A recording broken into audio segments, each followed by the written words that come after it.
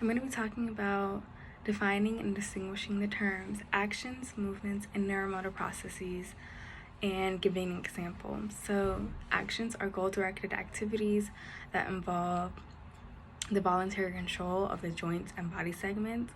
It can be interchangeable with motor skills because it does require a goal to achieve.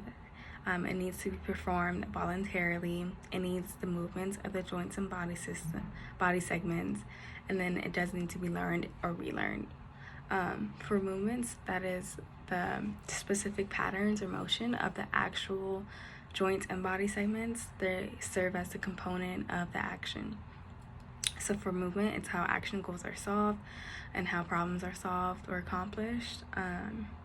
Next is neuromotor processes. Those are the mechanisms within the nervous system and the muscular system that underlie movement control.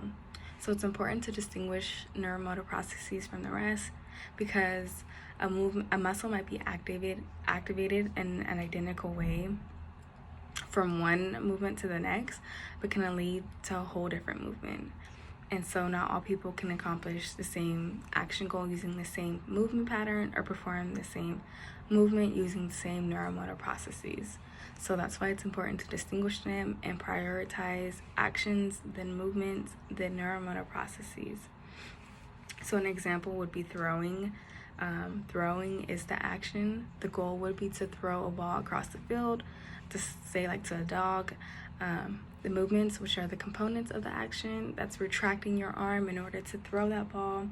And then the neuromotor processes involved depend on which muscle fibers are activated in the upper extremity in order to throw the ball and accomplish the goal that you're trying to do. So it's important to distinguish all three and